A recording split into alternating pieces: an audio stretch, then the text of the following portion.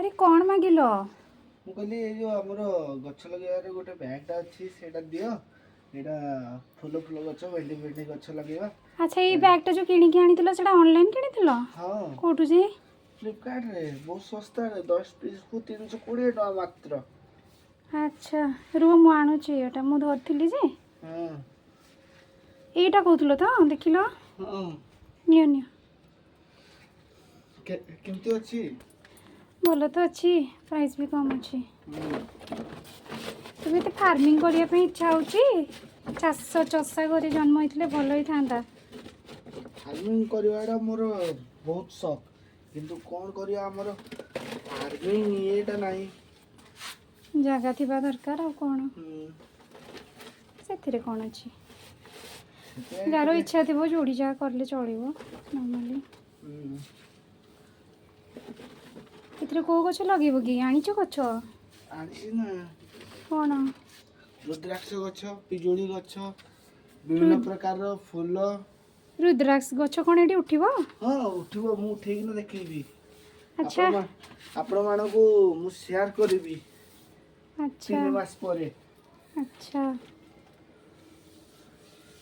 ହଉ ଦେଖାଯାଉ। ରେଡ଼ି ହେଇଗଲା ତାହେଲେ ଗଛ ଲଗେଇବା ପାଇଁ? ପୁରା ରେଡ଼ି ହେଇଗଲାଣି। ଏଇଠି କ'ଣ ଗଛ ଲଗେଇଛ? ପୋଇ ଗଛ ପୁଣି ଏଟା ଭେରସୁଙ୍ଗା ପତ୍ର। ଏଇଟା କି ଗଛ କୁହନ୍ତି ଜାଣିଛ କି? ଏଇଟା ଆମର ଗୋଟେ ଫୁଲ ହୁଏନି ପର୍ପଲ କଲରର। ଜାଣିନି ହେଲେ ଏଇଟା କ'ଣ କୁହନ୍ତି ଡାଇବେଟିସ୍ ହେଲେ ସେ ଫୁଲଟା କ'ଣ ଭଲ କାମ ଦିଏ ରସଟା ବାଟିକି ପିଇଲେ। ମନ୍ଦାର ଗଛଟା ଶୁଖିଗଲାଣି ପାଣି ଦେଇଥିଲ ସକାଳେ?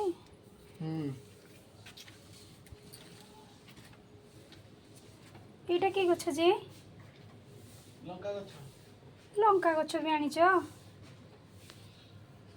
ଟଗର ଗଛ। ଏଇଟା କ'ଣ କନିଅର କି? କନିଅରକୁ ପିଜୁଳି ଗୋଟେ ଜାଗାରେ ରଖିଛ ଯେ? ଓହୋ ଏଇ ଦୁଇଟା ଗଛ ଲଗେଇବ କି? ଏକାଠି ରଖିଛ ଖାଲି? ହଉ ରୁହ ମୁଁ ଦଉଛି। ଏଇଟା ରୁଦ୍ରାକ୍ଷ ନିଅ।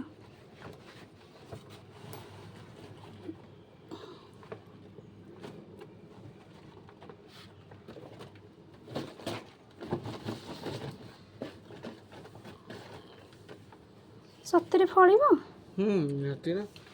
ଦେଖାଯାଉ ତମ ହାତ କେମିତି। ଆଜି ରୁଦ୍ରାକ୍ଷ ଗଛଟି ଲଗାଉଛି ଦେଖାଯାଉ କେତେ ଦିନ ପରେ କହୁଛି ଆଉ ପୁରା ଫଳ ମାନେ ଏଟା ଗଛଟା କେତେ ବଡ଼ ହବ କି?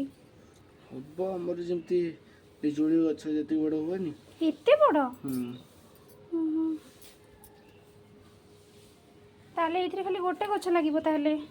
ନା ଦିଟା ଲଗେଇବ ନା। ଦିଟା ଗଛ କେମିତି ଯେ ଗୋଟେ ବ୍ୟାଗରେ?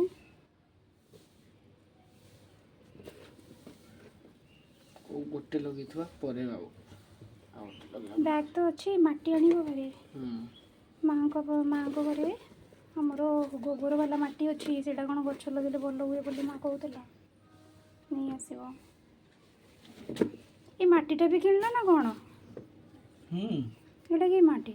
ଏଇଟା ଆମର ଯେଉଁ ନଡ଼ିଆର କତା ନାହିଁ ନଡ଼ିଆ କତାଟା ମାଟି ମିଶେଇକିନା କରିକିନା ସାର ଫାର ଇଏ କରିକିନା ଭଲ ହୁଏ। ଏଇଟା ପୁଣି କି ଗଛ? ଜୁଆଣି? ଏଇଟା ଜୁଆଣି ଗଛଟା।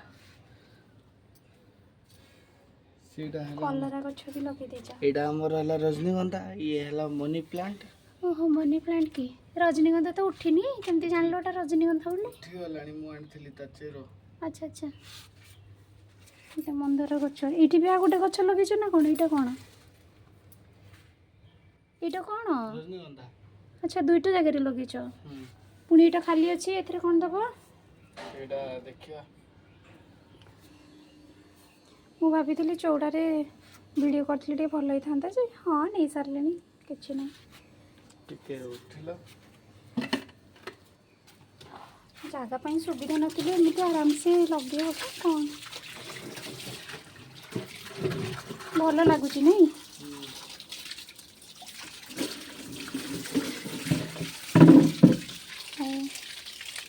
ତମେ ପୁରା କଦଳୀ ଗଛ ଗୋଟେ ଆଣିଥିଲ? କଦଳୀ ଗଛ ଚଉଡ଼ା ପାଖରେ ଅଛି। ଆଚ୍ଛା ଆର ପଟେ ରଖିଦେଇଛ କି? ଓହୋ ପୂଜା କରୁଛନ୍ତି ସେଠି। ଛୁଟି ନଥିଲା ମୁଁ ଆଉ ଦେଖିନି, ଶାଶୁ ମା ପୂଜା କରନ୍ତି।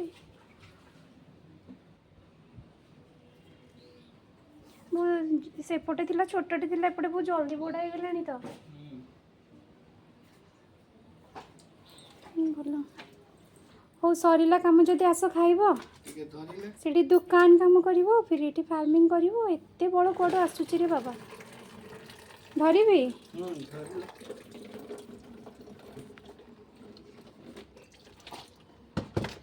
ଗୋଟେ ମିନିଟ୍, ଫୋନ୍ଟା ଧରିଛି ନା, ହେଇଯିବ?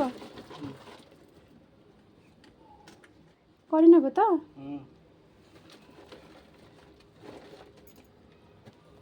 ହଉ ଆସ ଆସ, କାମ ସାରିକି ଆସ ଖାଇବ। ଗଛ ଲଗେଇବାର ଇଚ୍ଛା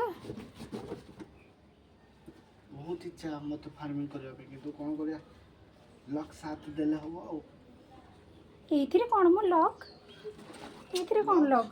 ଏଇ କୁହନ୍ତିନି କରି କର୍ମ, ତମେ ଯେମିତି କର୍ମ କରିବ, ମେହନତ କରିବ, ସେମିତି ଫଳ ମିଳିବ। ସେଥିରେ କ'ଣ ଅଛି? ଲୋକ ସମସ୍ତେ ପୁଣି ଫାର୍ମିଂ କରୁଛନ୍ତି। ମୋର ଟାର୍ଗେଟ୍ ଅଛି ଆମ ଏଇ କ୍ଲାଇମେଟରେ ସେଉ ଉଗେଇବାର। ନାଇଁ ମ, ସେଇଟା ଥୋଡ଼ି ନା ହବ। ହଉ ଦେଖିବା